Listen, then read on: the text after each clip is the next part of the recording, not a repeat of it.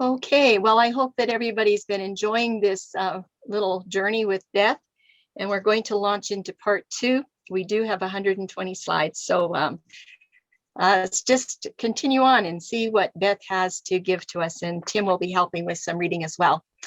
So, proof of Yahushua's calendar. Have you ever noticed the term Feast of the Jews in the book of John? And Beth was arguing with a pastor about whether the feasts were Jewish or not. And he pointed out this terminology.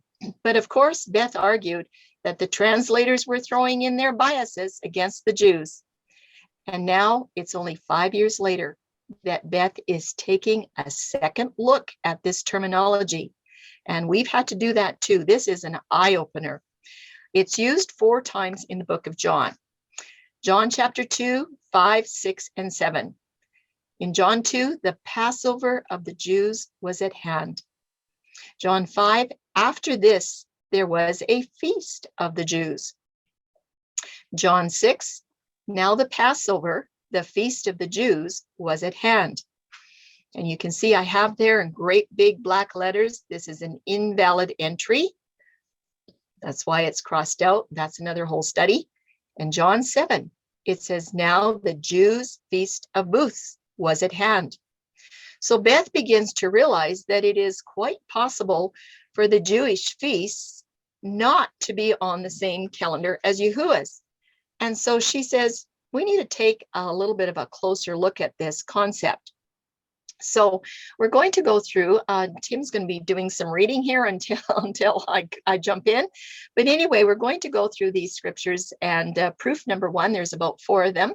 And number 7, John 7 is the one that she's going to work on first. And Tim, can you tell us about this? It's Yahushua at the Feast of Sukkot. And go ahead. John 7, 2 to 16. Now the Jews' feast of booths was at hand. Full stop. Why does it not say, now Yahuwah's feast of booths was at hand? Why does the scriptures record, now the Jews' feast of booths was at hand? Is this a serious thing to consider? Absolutely. So his brothers said to him, leave here and go to Judea, that your disciples also may see the works you are doing. Yahushua said to them, my time, please note this, my time has not yet come, but your time is always here. Why is there 2 different times? The world cannot hate you, but it hates me because I testify about it, that its works are evil. So the question we need to ask ourselves, what we need to search when Yahushua says, I testify about it, how did he testify? Where did he do it? When did he do it? And why? Continuing on with verse 8, you go up to the feast. I am not going up to this feast, for my time has not yet fully come. After saying this, he remained in Galilee. Now, we know that Yahushua did go up to Jerusalem, but yet he said here, I am not going up to this feast. So what did he go up to Jerusalem for? What was the reasoning? The term at hand can mean here or very close, but we see that Yahushua stayed in Galilee. For how long, we do not know. It sounds as if it was longer than a few hours. When Yahushua told his brothers, my time has not yet fully come, is it possible he was alluding to an imposter calendar issue? Yahushua said, I testify of it, the world, that its works are evil. What works? Isn't the context about timing of the feasts here? How is staying away from the feast testifying that the world is evil? Is he testifying that the timing of the world is off? Most certainly, and we have a lot of material that will expose that brilliantly. Continuing on, but after his brothers had gone up to the feast, then he also went up, not privately, not publicly, but in private. The Jews were looking for him at the feast and saying, "Where is he?" And there was much muttering about him among the people. While some said, "He is a good man," others said, "No, he is leading the people astray." Yet for fear of the Jews, no one spoke openly of him. Now about the middle of the feast, Yahushua went up into the temple and taught. The middle of the feast. We have a very, very good study on this that shows exactly what day it was and why he went up at the middle of the Jewish feast. Yahushua did not go to the temple until the middle of the Jews' Sukkot. Did he fail to present himself to Yahuwah during the first day of Sukkot in accordance to Exodus 23, 15 to 17 and Leviticus 23, 34 to 25? Again, failure to observe Yah's statutes is a sin. Did Yahushua sin by not presenting himself in the tabernacle according to the statutes? We understand that Yahushua is sinless. So what is the solution here? We have no indication that Yahushua was at the temple on the first day of Sukkot. Rather, the Jews were all looking for him, including all the people, not just the Pharisees. The Jews knew he would have been at the feast, but he wasn't yet. Remember, Yahushua shows up in the middle of the Jews' Sukkot. He would have been on time for something, but for what day? What day was the middle of their Sukkot? This is the question we need to ask. Proof number 1, John 7, 15 to 19. The Jews therefore marveled, saying, "How is it that this man has learning when he has never studied?" So Yahushua answered them, "My teaching is not mine, but his who sent me. If anyone's will is to do Yahuwah's will, he will know whether the teaching is from Elohim or whether I am speaking on my own authority.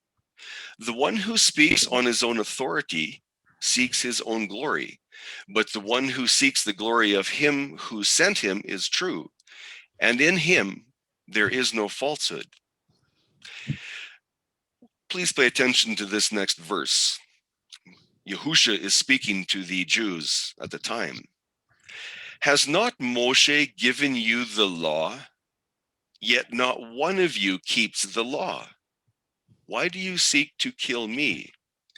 So if Yahushua went up to the Jewish Sukkot, and he says that not one of you keeps the law or the Torah, would he then be sinning? Does this reveal why Yahushua did not go up to their Jewish feast? Does it also reveal that there was 2 different calendars in operation at that time? Yahushua himself says, "Yet not one of you keeps the Torah." So why would he be observing their feast? The Jews are celebrating Sukkot, yet Yahushua tells them they are not keeping the Torah. How is this? If we understand the Jews are not on Yahuwah's true calendar, we can see why he says they are not keeping the Torah. Yes. And so we had Beth list 4 scriptures from the book of John, and she's only given you one example. All the others are very interesting as well. But now she's going to take you to proof number 2, and this is from Luke 2, verses 41 to 43. And it's about the boy Yahushua that's at the temple. And just notice what it's, just pay very careful attention. Now his parents went to Jerusalem every year at the feast of the Passover. And when he was 12 years old, they went up to Jerusalem according to the custom of the feast. And when the feast was ended, as they were returning, the boy Yahushua stayed behind in Jerusalem. Did you notice the wording? according to the custom of the feast? One would think that the wording would say, according to the Torah, instead of according to the custom. Why didn't it say that? And where Charlene, else do we Charlene, can I see this? interject here? Yeah, Charlene, yes, go may I ahead. interject here? If we look at Luke 2, it states numerous things, what was done for Yahushua in his life, and it states the authority very, very clearly in the first half of the chapter. It states, according to the Torah, for numerous things. It states very clearly where the authority was coming from. So the question I have for you right now is, why then, in the middle of this chapter, why did the author change the authority? Why does it say, according to the custom of the feast? Why this change? What is the difference? Go ahead, Charlene. Thank you. Yes, absolutely. And that's another whole study. And we've got the studies, right, Tim? But anyway, Beth didn't know all these things because these studies came afterwards, but there are things that she was looking at and she was questioning. And I have to give her, a feather in her cap because she really was questioning a lot. But anyway, let's start with where she says, where else do we see this teaching? Well, Matthew 15, Yahushua answered them. And why do you break the commandment of Yahuwah? For the sake of your tradition. So for the sake of your tradition, you have made void the word of Yahuwah. And then he says, you hypocrites, well did Isaiah prophesy of you when he said, this people honors me with their lips, but their heart is far from me. In vain do they worship me, teaching as doctrines the commandments of men. How many times have we read that and not connected it that they were teaching other doctrines than his covenant calendar? So the question is, would Yahushua, honoring a different calendar, explain why he stayed in Jerusalem after his parents left? And even as a boy, is it possible that Yahushua was following a different calendar? Remember, he's a boy, he's only 12, he's still submissive to his parents. Let's continue reading in Luke 2. It says, and when the feast was ended, as they were returning, the boy Yahushua stayed behind in Jerusalem. His parents did not know it. They returned to Jerusalem searching for him, and after 3 days they found him. Guess where? In the temple, sitting among the teachers, listening to them and asking them questions. And his mother said to him, behold, your father and I have been searching for you in great distress. And he said to them, did you not know that I must be in my father's house? And they did not understand the saying that he spoke to them. And he went down with them and came to Nazareth and was submissive to them. I'm going to ask Tim for a comment at the end of this slide. Did Yahushua's parents' forgetfulness allow for him to fulfill Torah? Why did he say, did you not know that I must be in my father's house? Yahushua was found after 3 days, witnessing and fulfilling his father's will in the temple. 3 days. And Beth is saying, is that prophetic of what is to come? Tim, do you have anything to add to that before I finish Luke 2? Yes, certainly. Let's go back up to verse 49. And he said to them, did you not know that I must be in my father's house? And they did not understand the saying that he spoke to them. I must be in my father's house. Why did they not understand this? What calendar were they on? Were they on a different calendar than Yahushua? Did they not understand that the Tekufa started the festal year of Yahuwah? What calendar were they on? Wasn't it the lunar calendar that they were observing? Remember that the Tekufa had been removed and that the lunar system had been inserted. Could this be why they did not understand why Yahushua was in the temple 3 days after the Jewish feast? I'm going to ask you a question, and I want you to think of this very carefully. What feast day Was Yahusha observing according to the statutes when it was 3 days after the Jewish festival? You can ask me about this later and we can go through this. Thank you, Charlene. Mhm. So Beth is going to finish up her proof number 2 about Luke with something a little bit different. So she says, before leaving this section, here's an interesting verse. It's from Lamentations 2:6. And he, Yahuwah, has violently taken away his tabernacle as if it were a garden.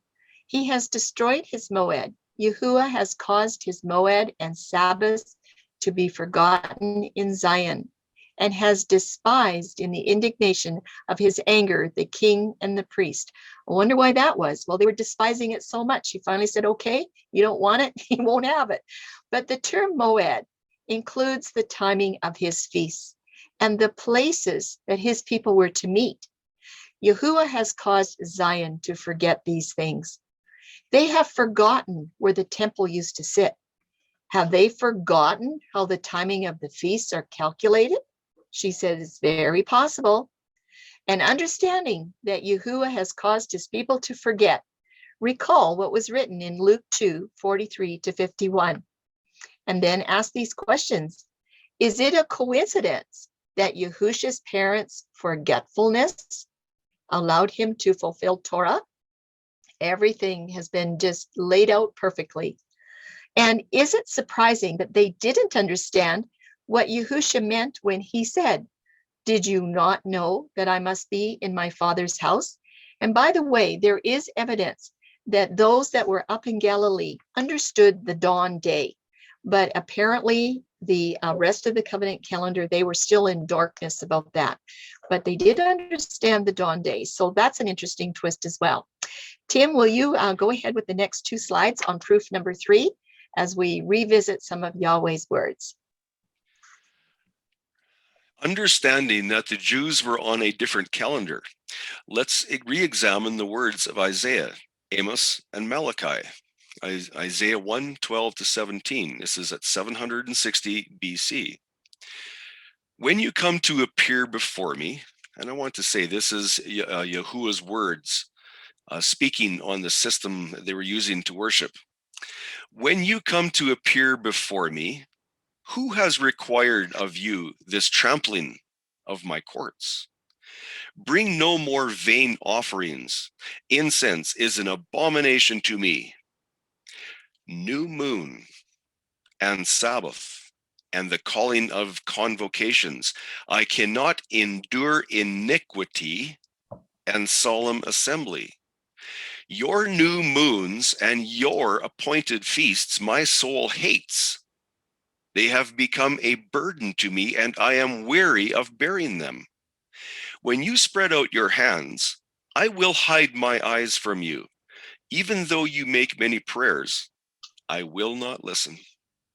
Your hands are full of blood. Wash yourselves, make yourselves clean, remove the what? Remove the evil of your deeds from before my eyes. Cease to do evil. And I remind you here, what did he recall as evil? New moons and the calling of convocations according to the lunar calendar. It removes the people from Yahuwah's calendar. That's why he hates and despises the lunar system with a passion. Continuing on with verse 17. Learn to do good, seek justice, correct oppression, bring justice to the fatherless, and plead the widow's cause. Very, very clear Yahuwah's idea on the lunar system of worship, to which Israel kept going back to.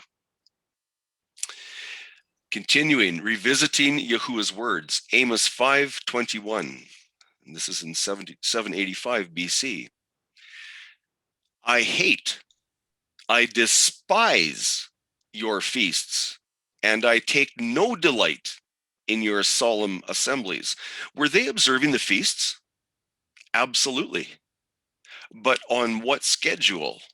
Remember when we read Isaiah 14, 13, I believe it is, where he said he was going to control the feasts? What feasts was Israel observing that it caused Yahuwah to say, I hate, I despise your feasts? What calendar was it? Amos 8, 9 to 10.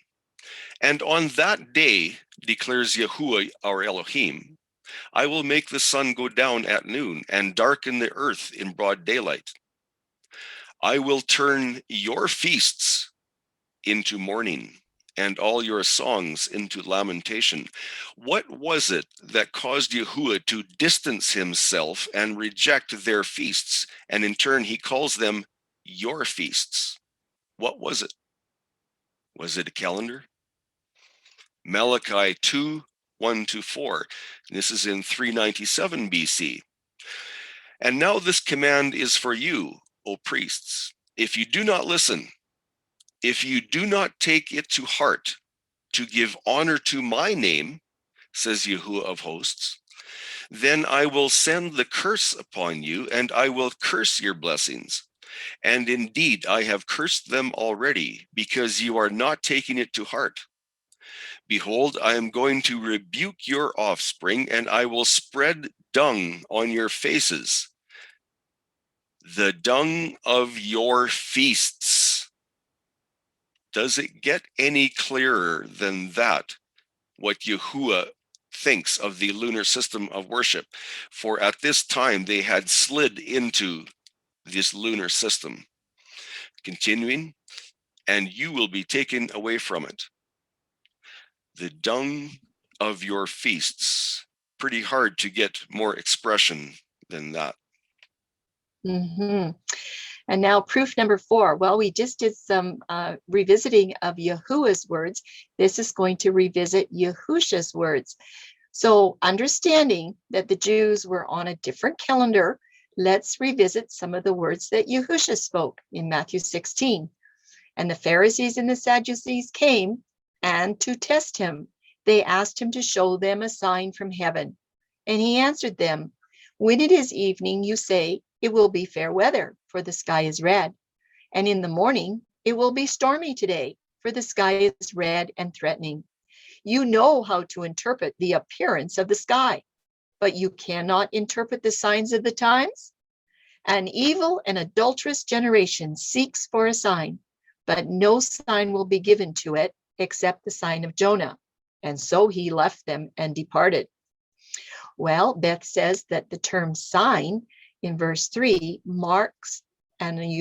is a mark of an unusual sign, like the equinox shadow.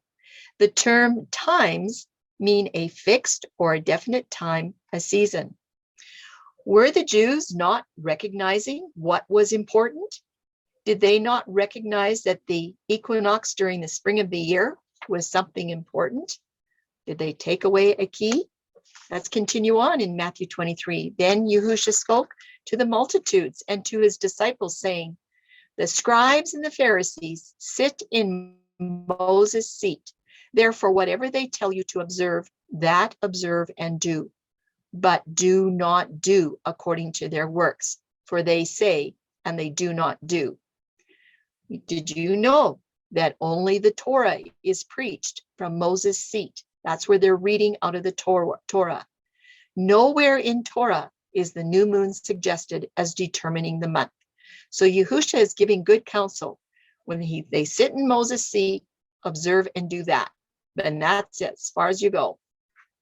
And I'm sure you all know this verse in Matthew 23:13. But woe to you, scribes and Pharisees and hypocrites, for you shut up the kingdom of heaven against men, for you neither go in yourselves, nor do you allow those who are entering to go in. This is a very heavy verse. This term kingdom means dominion and rule. And the word heaven can mean the vaulted expanse of the sky with all the things visible in it. And the Pharisees were shutting up the rule of the heavenly bodies. Yahushua is referring to Yahuwah's calendar. He could be referring to a lot of other things, but definitely he was referring to the covenant calendar. Well, that's just a drop in the bucket for some things that Beth was searching out. And she says it's time to get back to the calendar. Now that we have addressed what Yahuwah's calendar isn't, and we can see that he would not have been honoring the Jews' pagan moon calendar, it is now time to go back to Yahuwah's covenant calendar, and we need to get some extra details. So it's going to be kind of the fun part here. She starts to question, what is the Masaroth? In Psalms 19, verse 2, it has this to say, day unto day utters speech, and night unto night reveals knowledge. Night reveals knowledge. What do you see at night? Well, it's the Masaroth. It's the one great unit of 12 constellations, as it's mentioned in Job. And these constellations contain the full outline in detail of infinite knowledge. In other words, they have the complete plan of salvation from Genesis to Revelation. And this knowledge, it's written in the sky every 24 hours. Well, Yahuwah has a master time clock. Beth says, let's look at Job 38. And this is Yahuwah speaking to Job. Here's what it says. Can you tie up the stars of the Pleiades or loosen the ropes of the stars in Orion? Can you bring out the stars on time or lead out the stars of the bear with its cubs? Do you know the laws of the sky and consider their rule over the earth? Did you know that Yahuwah is referencing the Masaroth? With a question, he clearly shows their commission for dominion over the earth. What dominion? Well, the Masaroth governs Yahweh's time clock. These stars are the master clock, the master time clock of Yahuwah. And did you notice? The moon is never used in the divine time clock. She's starting to pick up on where is this moon. Well, there's a second witness. Yes, the Masaroth is the ultimate second witness to the scriptures, which Satan cannot touch or tamper with. And I'm so thankful with that. He cannot touch the movements of the heavenly bodies, but he is going to try. This is what he says and demands of himself. And Yahuwah is repeating, how are you fallen from heaven, O Lucifer, son of the morning? How you are cut down to the ground, you who weaken the nations, for you have said in your heart, I will ascend into heaven. I will exalt my throne above the stars of Yahuwah. I will also sit on the mount of the congregation of the farthest side of the north. Remember, congregation is the Moedim. Satan wants to sit there. He wants to have his own Moedim. He said he will ascend above the heights of the clouds. I will be like the Most High, and he'll have his own Moedim. Yet Yahuwah says, you shall be brought down to Sheol, to the lowest depths of the pit. Did you realize that the stars of Yahuwah in this verse are the Masaroth? Is there something that takes precedence over the sun? Could it be the Masaroth? Did you ever think of that? Because the sun is so bright. In Psalms 19, let's read a few more verses here. The heavens, and that includes the Masaroth, declare the glory of Elohim, and the firmament shows his handiwork. Day unto day utters speech, and night unto night reveals knowledge. That's through the Masaroth constellations. There is no speech nor language where their voice is not heard. This is talking about the Masaroth. Their line has gone out through all the earth, and their words to the end of the world. In the Masaroth, he has set a tabernacle for the sun. Very important. Although the sun is highly respected, it is subordinate to the Masaroth. Who ever taught you that? Rather, the sun has been given a dwelling place, a tabernacle or a tent within the master time clock of the Masaroth. This dwelling place is the start and the ending point of the sun's circuit in the heavens, or the equinox, or the tekufa. This is what it says as you continue on. In them, he has set a tabernacle for the sun, which is like a bridegroom coming out of his chamber and rejoices like a strong man to run its race. Its rising is from one end of heaven, and its circuit is to the other end. And guess what? There is nothing hidden from its heat. So the faithful equinox, oh my, if we didn't have a faithful equinox, we would be hooped. This is a time when the sun's ecliptic path intersects the Masaroth pathway.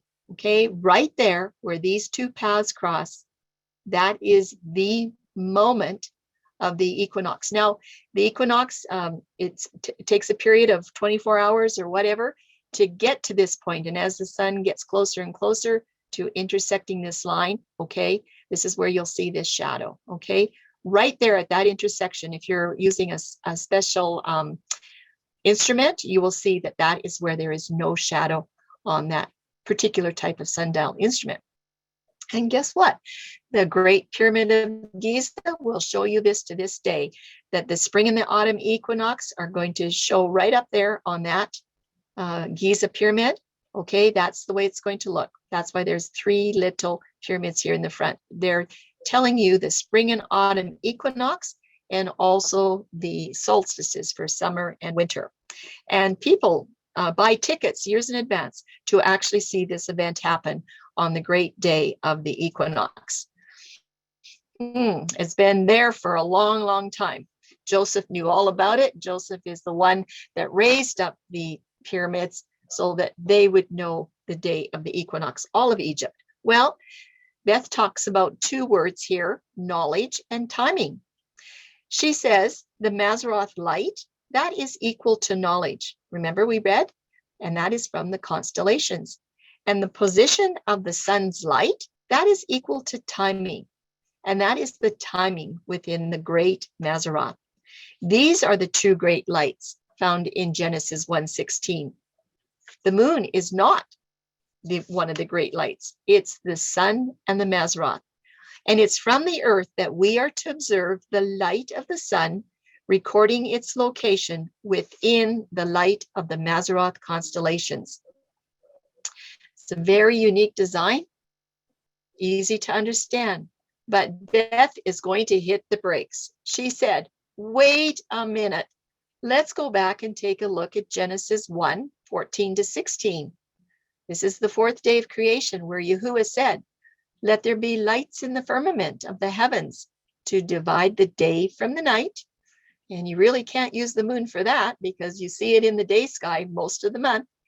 And let them be for the signs and seasons, for days and years. And let them be for lights in the firmament of the heavens, to give light on the earth. And it was so. And then Yahuwah made two great lights, the greater light to rule the day, and the lesser light to rule the night. He made the stars also.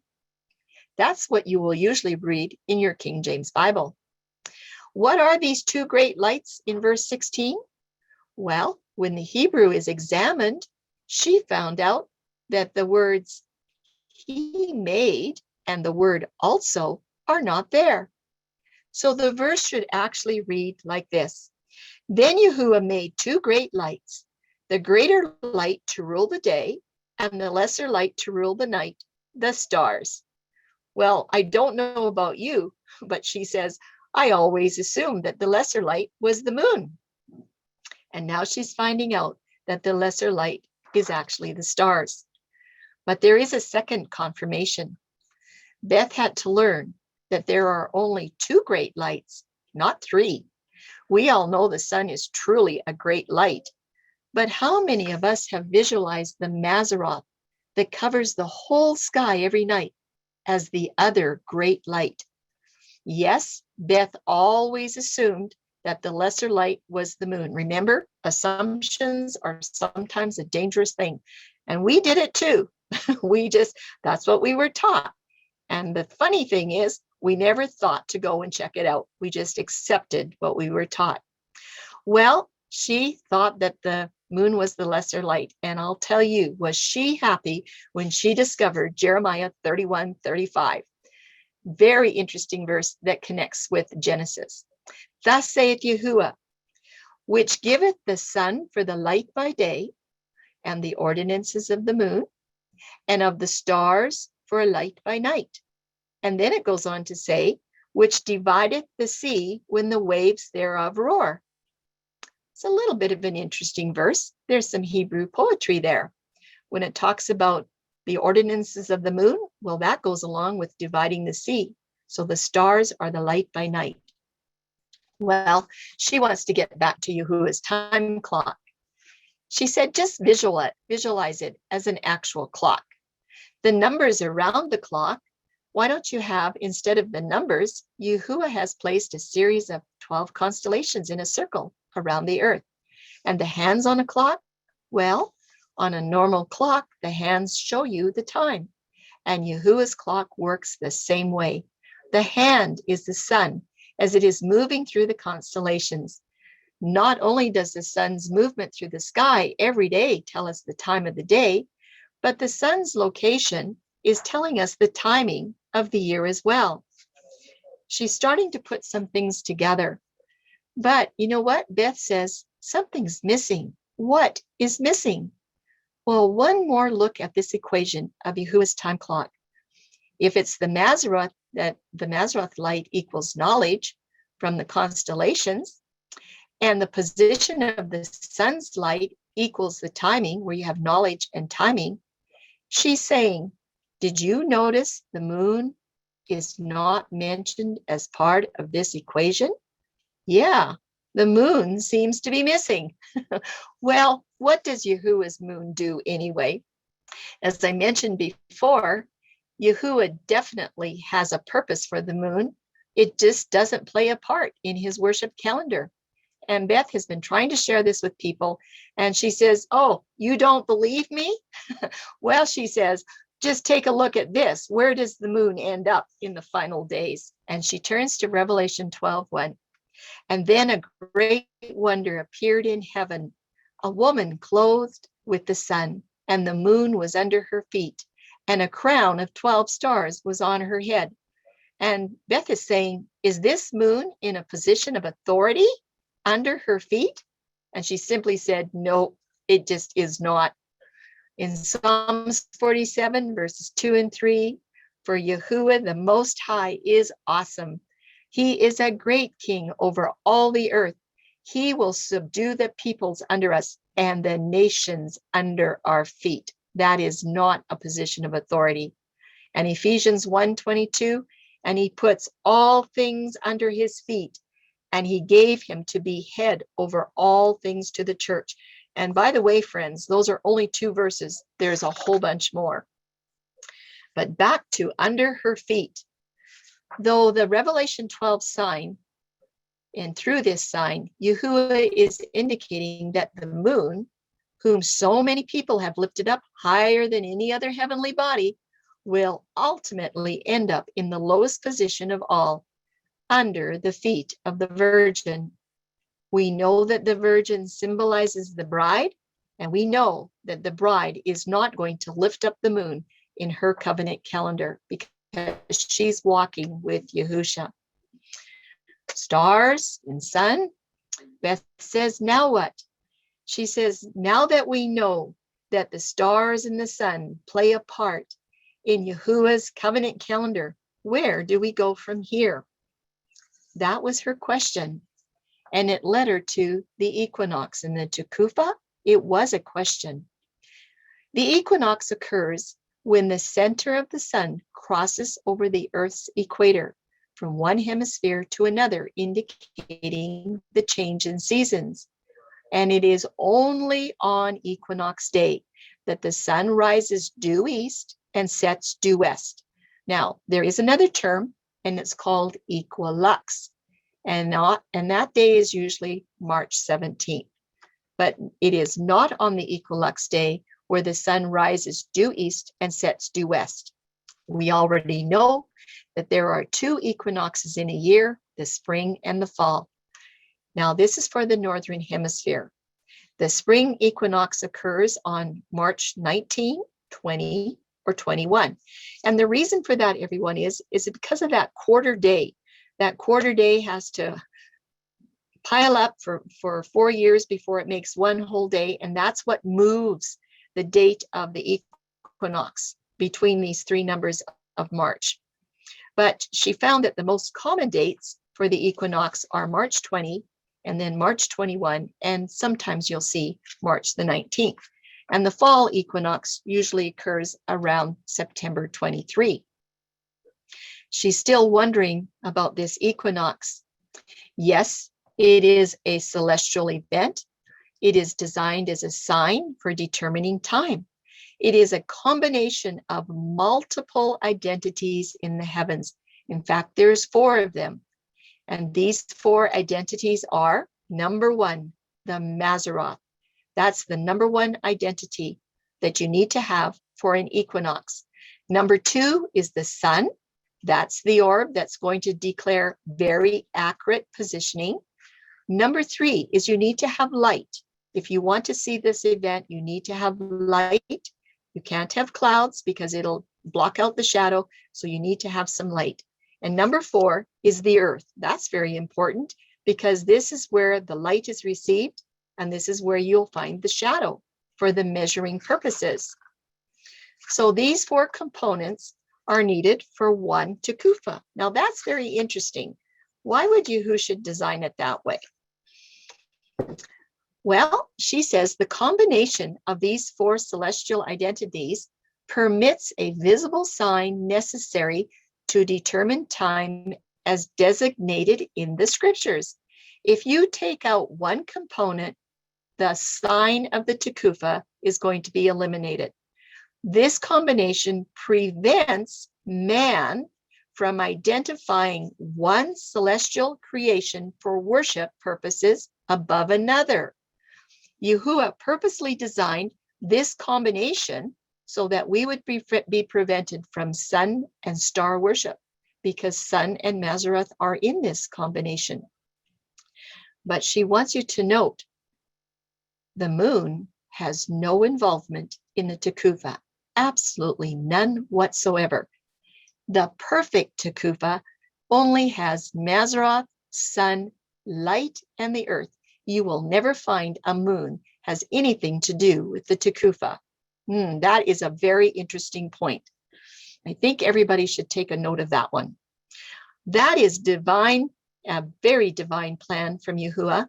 It's his preventative maintenance plan, which systematically prevents those who follow his word from worshiping the celestial identities. And we have to say that is a merciful creator. It's important to always verify the equinox. This equinox moves very slowly over time, so she says it does need to be verified. She's got 2 important notices here. Number 1, if the tekufa event occurs in the night, wherever you might be living, when it's dark, and you can't see that shadow, you can't observe it, the following day, which is dawn to dawn, is then considered the day for observing the tekufa sign and is the final day of the year. And that following day after that will be day 1. Okay, this is going to take a lot of extra explanation, but she's only giving one slide to it. Important notice number 2, the Gregorian midnight changes the day at midnight to the next day. So March 20th would get changed to March 21st at midnight. But we know that Yahuwah's calendar is based on the dawn day. So if you're looking at NASA to examine your personal time zone, sometimes you need to adjust it depending on when the tekufa is occurring, and you need to adjust it for a dawn day start. That's going to take a little bit of work, but it is something that must be considered. Beth said, is there equinox proof in the Bible? She's got number 1 and number 2. She said that Yah's definition of a 360-degree circuit in the heavens is found in Ecclesiastes and in Psalms. You'll like this verse in Ecclesiastes 1:5. The sun also rises, and the sun goes down and hastens to the place where it arose. Very interesting. Worth repeating, Psalms 19:6. The sun's rising is from one end of the heavens, and its circuit to the other end of them, and there is nothing hidden from its heat. So the completion of a circuit in the heavens is the original place of departure. When the sun has achieved a full circuit, a full 365 cycles within the Masaroth, the Tekufa once again occurs, resetting Yahuwah's covenant calendar. It's pretty easy to understand that. And she has a proof number 3. This is going to come from Torah, but I want you to notice that Exodus 34:22 is not a covenant Torah verse. It is coming after Exodus 24:11. This is what it says.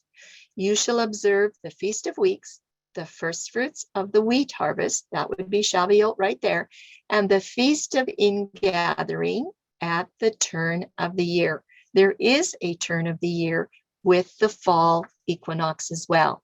So that verse is referring to the second Tekufa, which occurs around September 22 or 23, and that's depending on your location, because some places in the world are on September 23 when we're just getting to September 22.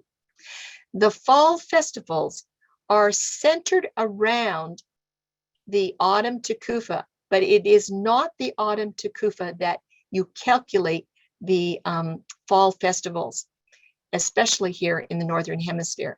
The Southern Hemisphere has to fall in line with what's happening with the timing in the North. The fall Tekufa just signals the end of an agricultural season or the Feast of Harvest. And she goes on to say that on September 17th of 2019, the Feast of Trumpet was occurring on the 17th of the month, and it was heralding or trumpeting the arrival of the autumn equinox on September 22. And she has a fun tidbit here for us to just take a look at. Teshuvah refers to a person turning their life around and returning to Yahusha. And the Feast of Trumpets is heralding the autumn equinox or the turning of the year. The autumn equinox is a sign for the time of turning, and that corresponds so very nicely with the Day of Atonement, to turn away and to come under Yahusha's times and laws, to be in alignment with him. Tim, are you ready to read the equinox proof in the Bible, number 4? Because I know this is a favorite of yours, in James 1:16-17. Yes, it is a favorite. My sister brought this to me one day, and the hair stood up on the back of my neck when I read it. Equinox proof in the Bible, number 4. Remember, this is James or Yaakov, Yahusha's half-brother. Remember his brothers that doubted him and did not understand who he was or what he was doing when he was witnessing by the calendar, and they told him to go up to this feast if he wanted to be somebody. Well, let's read Yaakov's witness today, or now, and this is after the crucifixion. Remember this. Did he change his mind? Let's read it. Do not be deceived, my beloved brethren. Every good gift and every perfect gift is from above, and comes down from the Father of lights, with whom there is no variation or shadow of turning. What's that shadow? A shadow is a portion of light. Remember, we are to look to the light. That is what we are taught. Look to the light. This turning, what is this word, turning? And what is a shadow of turning? The purpose of a sundial is to show a shadow of turning. On a correctly installed sundial, there will be no shadow when the Tekufa or the equinox occurs. That is on one certain type of sundial. On another type of method, or another method of sundial, you will see the arc of the shadow. It will have definite arcs, each of them getting smaller and smaller, coming up to the point of the Tekufa.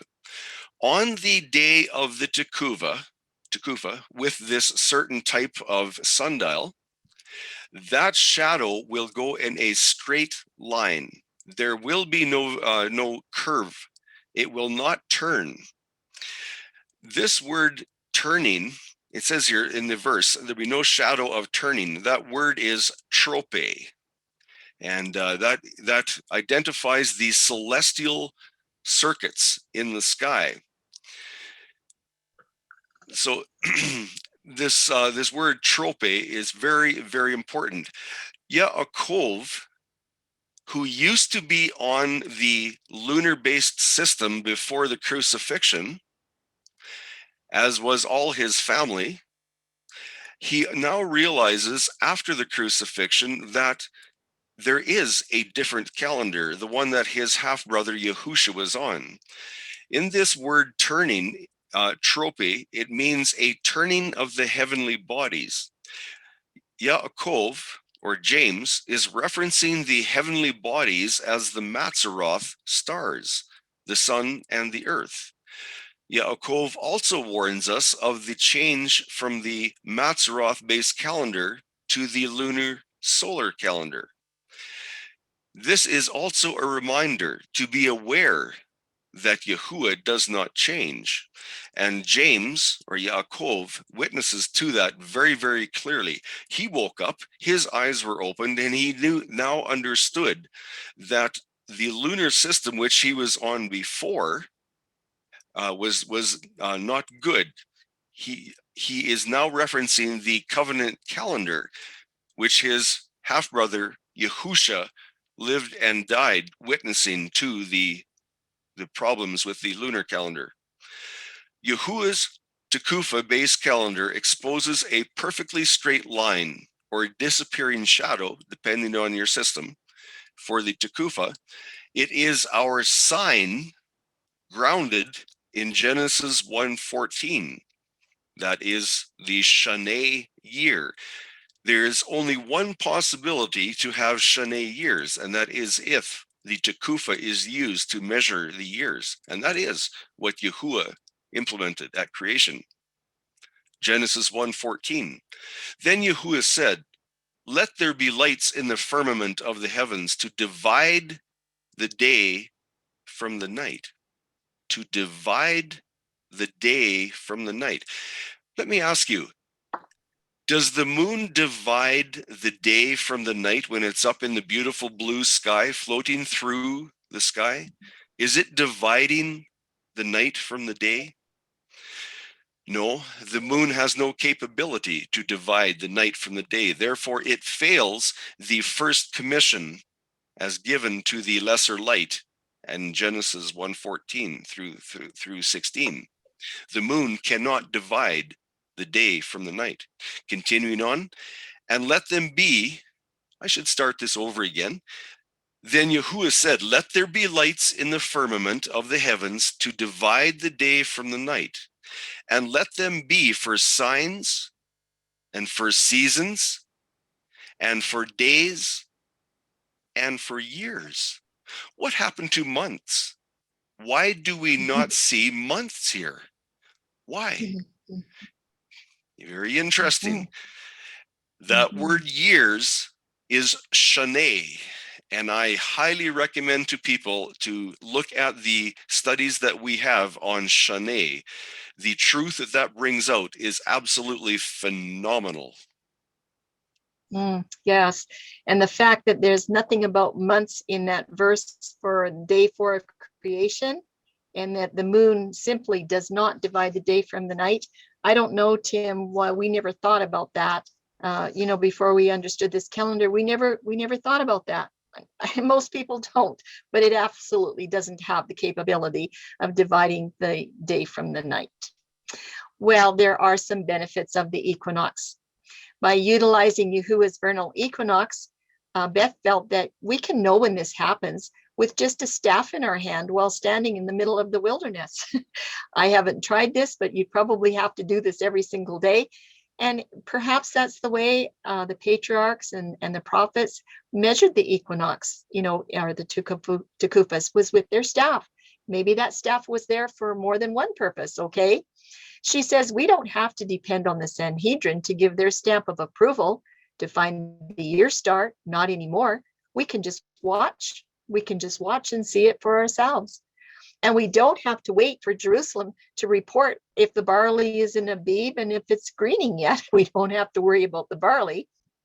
So can you see that Beth is finding that the calendar is getting easier all the time? And she said, definitely, there's only one mediator between us and Yahweh, and it's Yahusha. Not to mention that he's perfect. She is not going to go with another mediator. And finally, this is a very important part. We don't have to be enticed by looking up to the heavens for his timing. Rather, what are we doing? We're actually looking down to the ground for the shadow. And if you're doing that, your back is turned to the sun. Yes, a shadow of good things to come. When you're watching for the Tekufa sign through the shadow, you definitely will not be looking up at the sun or the sky or anything else. You're going to be watching that shadow. Well, this all is going to talk about when the year starts. And we do know which equinox starts Yah's calendar year. It's in the spring. Here are the verses in Exodus 12. That great Passover year. Now, Yahuwah spoke to Moses and Aaron in the land of Egypt, saying, "This month shall be the beginning of months. It shall be the first month of the year to you." It's pretty plain. In Exodus 13, on this day, you are going out in the month of Abib. And Abib is not in the fall. It's not with the Tekufa, okay, in the Northern Hemisphere. As we discussed before, Abib means green in the air. It is referring to the greening of the agricultural produce in the spring, and that's in the Northern Hemisphere. And it is just a second witness that you've got the right season, not the wrong one. So just note that Exodus has definite reference to the Tekufa that's going to provide the date and the timing of Yahusha's Passover. And those that are living in the Southern Hemisphere have to adjust and adapt. Well, introducing the sundial just for a little bit, this is how things were measured. There was many different kinds of sundials. But anyway, we're just going to use some simple things here today. A sundial will show an equinox in two possible ways. It depends on which kind of an instrument that you have. The first one is that there will be no shadow on the face of the sundial, and that's when the sun is at high noon, and where your shadow is like directly shining down on that pencil there in that simple little drawing here, where the sun's light will be shining directly down and you will not see a shadow. It will be gone. And then there's the other kind of sundial that charts the line of the movement of the sun, and on Tekufa day it will be an absolutely perfectly straight line. Otherwise, if it's the day before or the day after, you'll see a curve in that shadow. So that's very easy to find. We just have to set things up. In Ecclesiastes 1:15, what is crooked cannot be made straight, and what is lacking cannot be numbered. Well, when Beth saw this verse, she thought of the moon cycle being lacking a great deal, and the moon was not able to get an accurate count for Yah's covenant calendar. But the crooked versus the straight concept, that caught her eye as well. She immediately thought of that straight line signaling the equinox versus that straight, the curved line, and the whole verse was beginning to fit very perfectly. But Beth says, don't be deceived. As with everything else, Satan has created a deception. He's created the Equilux. If he can't get you following the moon month, well, he's going to default you to the Equilux. And I did mention this before, but the Equilux may seem very similar to the equinox, but it is a counterfeit schedule.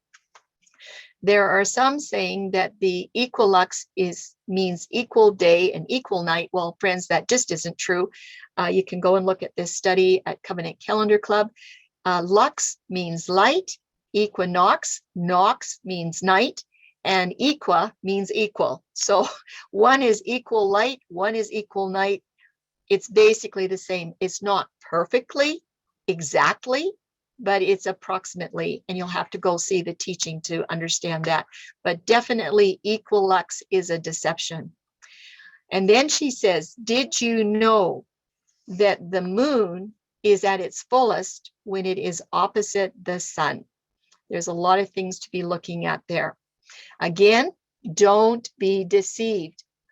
It is a deception to begin the year with a sighted moon rather than with the sun's renewed circuit in the Masaroth. And Beth doesn't care if you cite the conjunction, the sliver moon, the full moon, or any phase in between. It is a deception. Beth is saying, don't be deceived. It is a deception to begin the year with a sighted moon rather than the equinox light of the sun. And again, another slide where she says deception. When man places the moon in first priority and supplants the Masaroth and sun light, he is in effect removing the two great lights of Genesis 1:16 from having any importance whatsoever. Remember, the sun is not even above the Masaroth. But what is happening in a lot of these calendars, the moon-based calendars, the moon is above everything. It is a deception. Don't be deceived. Matthew 23. But woe to you scribes, you Pharisees, and you hypocrites, for you shut up the dominion and the rule of heaven against men, for you neither go in yourselves, nor do you allow those who are entering in. The Pharisees, they silenced the governing authority of the heavens. They silenced the Tekufa and the Masaroth, and that was the way that they could have their moon calendar. And thus, they could not enter into covenant with Yahweh. It was impossible.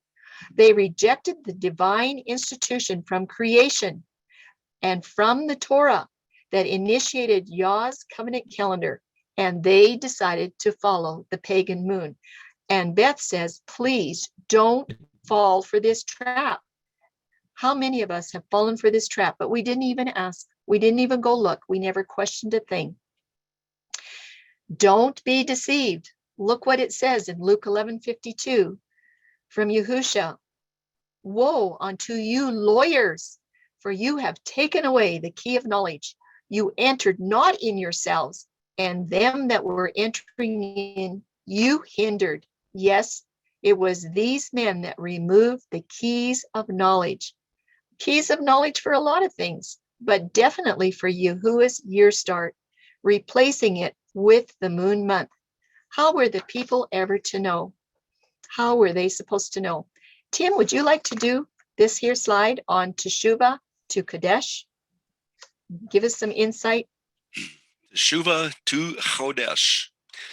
A month, Chodesh, is a set amount of time. It does not fluctuate, not in Yahuwah's kingdom. It does not come in a variety of lengths, not in Yahuwah's kingdom, like the constellations theory creates. Proof of a set amount, Leviticus 27:6. If the person is from a month old up to 5 years old, the valuation shall be for a male 5 shekels of silver, and for a female the valuation shall be 3 shekels of silver. Numbers 9:22. Wherefore it was 2 days, or a month, or a longer time that the cloud continued over the tabernacle, abiding there, the people of Israel remained in the camp and did not set out. But when it lifted, they set out.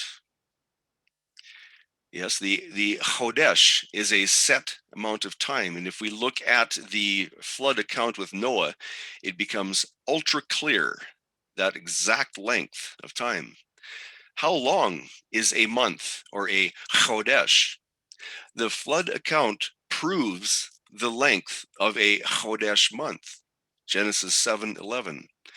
In the 600th year of Noah's life, in the second month, the 17th day of the month, the same day were all the fountains of the great deep broken up. Verse 24. And the waters prevailed upon the earth 150 days. Chapter 8, verse 3. And the waters returned from off the earth. After the end of the 150 days, the waters were abated. Verse 4. And the ark rested in the 7th month, on the 17th day of the month, upon the mountains of Ararat. The flood account shows each month is 30 days. 150 days starting from the 17th day of the second month ends at the 16th day of the seventh month. That is when the waters were abated. It would have been the following day, which is the 17th day of the seventh month, that the ark rested. Since we know each month, or chodesh, is a set amount of time, the 30 days each month works out perfectly. If you go by the lunar calendar and you insert the variation of months by the lunar calendar, the ark would have needed to have a periscope on it because it would not be able to land with the high water. It simply could not happen. With the lunar system, the lunar months, you will find zero alignment in the flood account. Mm-hmm. Yeah, it's pretty interesting. Noah had it all figured out. And it's really interesting that in the Noah account, there are 11 calendar clues. And we're going to line that up with the gospel calendar and just see what's going on. Can't wait to do that. But anyway, what about the summer solstice? That would be around June 21, and the fall equinox. There are some calendars that want to take these 5 days and add them in one after every 3 months. And of course, that's going to put your count off because you have 30 days, and then 31 days. So it isn't going to be a covenant calendar count. And when you add in these extra days, you are no longer going to have 30 days per month for the full covenant calendar, just like the ancient civilizations were doing before the sun had that wonderful miracle in the sky. But this whole calendar of covenant calendar, it's based on counting. Passover, unleavened bread, and wave sheaf are all based off of a count. Shavuot is based off of a count. And if we start adding days to the calendar, like adding extra days, trying to add in those extra 5 days, that is absolutely going to throw off the timing for the Feast of Trumpets, Yom Kippur, and the Sukkot date to the counting of days. Remember Psalms 90, verse 12. We need to remember to count our days. So she says, what is the Festal month cycle? Yahuwah's feasts are based off the first day of the first Kodesh, and that is from the first day of creation, not the fourth day of creation. And each Kodesh month is a 30-day cycle, and it has its foundation in the first day of creation, and that's all by simple counting. She says it's important to note that there is another cycle of 30 days. It was the cycle of the moon before the time of Hezekiah. However, that cycle did not start until day 4, so it was always 4 days behind Yahuwah's month.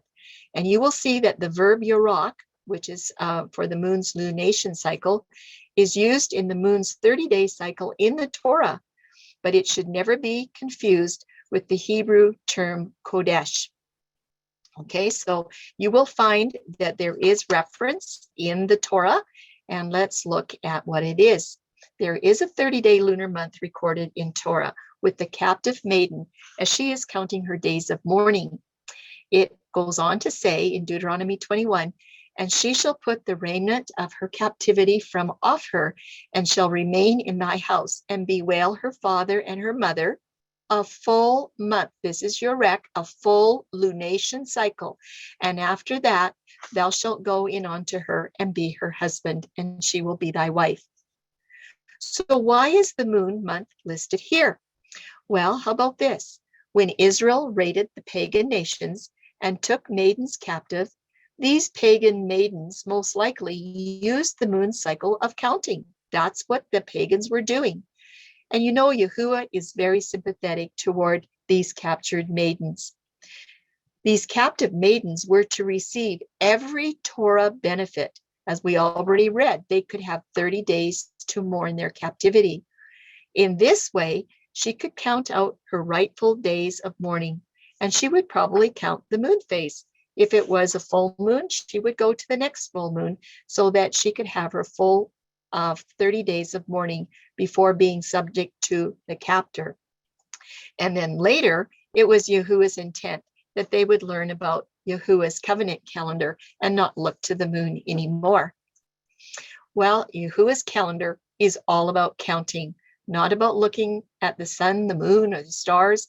It's all about counting. How did Yahuwah's people keep count? Did they remind everyone? Let's look at Numbers 10:10. On the day of your gladness also, and at your appointed feasts, and at the beginning of your months, you shall blow the trumpets over your burnt offerings and over the sacrifice of your peace offerings. They shall be a reminder of you before Elohim. I am Yahuwah, your Elohim. So he's saying at the beginning of your months, blow the trumpets. Make sure everybody knows. So now we can count. And this is where Psalms 90 comes in. So teach us to number our days, that we may apply our hearts unto wisdom. It's all about counting, an easy counting principle. Yahuwah's original year has 360 days. And once that 360 days has been counted out, then it is time to watch for his sign in Genesis 1:14. It's time to watch for the equinox or the tekufa around the 365-day mark. It's going to be the Great Reset. This will occur within the same 24-hour period of when the equinox occurs in each individual time zone all over the world. It is not like Equilux. You will not get Equilux at the same place all over the world on the same day. It just doesn't happen. And Sue says, not Sue, Beth, she says, just keep counting. Why count the days once we get past the fall feast? Because there aren't any more feasts after that. Well, aren't there just extra days that don't mean anything? We don't need to count them. Oh, yes, you better be counting. She says, I believe it is imperative for Yahusha to return this earth to a 360-day calendar before the events of this world are all said and done. But once this happens, how long will it take for people to figure out what happened? But she says, Yah's people will notice that at the end of the year, if we are numbering our days, we're going to notice that there are some days missing because we are not waiting anymore. We'll just see the equinox, the tekufa. Here's a theory, she says. Take a look at these verses in Matthew 24. It's a theory, she says. Therefore, when you see the abomination of desolation spoken of by Daniel the prophet standing in the holy place, then let those who are in Judea flee to the mountains and pray that your flight may not be in the winter or on the Sabbath. You all know the verses. But then it says, for then there will be a great tribulation, such as never has been since the beginning of the world until this time, nor ever shall be. And if those days had not been cut short, no human being would be saved. But for the sake of the elect, those days will be cut short. Well, Beth always thought that that meant that Yahuwah would shorten each day.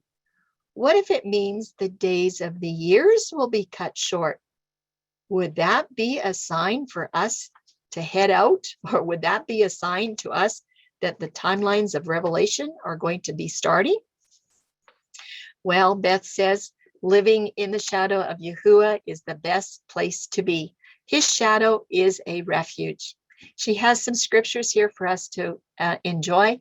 Be merciful to me, O Yahuwah, be merciful to me. For my soul trusts in you, and in the shadow of your wings I will make my refuge until these calamities have passed by. Psalm 63, verse 7, because you have been my help, therefore in the shadow of your wings I will rejoice. Psalm 17:8, guard me as the apple of your eye. Hide me under the shadow of your wings. And you all know Psalms 91. He who dwells in the secret place of the Most High shall abide under the shadow of the Almighty. I will say of Yahuwah, he is my refuge and my fortress, my Elohim, in him I will trust. Surely he will deliver you from the snare of the fowler and from the perilous pestilence. He shall cover you with his feathers, and under his wings you shall take refuge. His truth shall be your shield and your buckler. Well, Beth says, walking in Yahusha's footsteps, that's really the best place to walk. Yahushua says, follow me. You know, this phrase is given 19 times in the New Testament, and 18 times they are the words of Yahushua, follow me. Does following Yahushua mean that we don't follow his instructions as given by Moses? Yahushua said, what did Moses command you in Mark 10? He also said, if you believe Moses, you would believe me. That's in John 5. And then he said in John 7, did not Moses give you the law, yet none of you keep it? And point number 3, is calendar part of the law? Yes, it says 3 times in a year, thou shalt keep a feast unto me in Exodus 23. Yes, calendar is part of the instructions. That says, everyone keep walking in Yahushua's footsteps. Yahushua's covenant calendar is found between the pages of Genesis 1 to Exodus 24:11, and it is ratified by his own blood on his Passover festival. It was not ratified on the Jews' Passover festival. Yahushua's covenant calendar commands are easy for those who desire to follow them. He said, for my yoke is easy and my burden is light. Yahushua said, follow me. And that's the end of the presentation from Beth. And she just wants to thank you all for being here. And I thank you for listening. But remember, the only barrier to truth is the presumption that you already have it. And if you've been questioning the moon in your calendar, maybe you have a start to finding out what the covenant calendar truth is. So if you have any questions, just send your questions and comments to questions@studythecalendar.com. And we're always here to help you to learn whatever you want. And we're learning too. Shalom to everybody. Thank you for listening.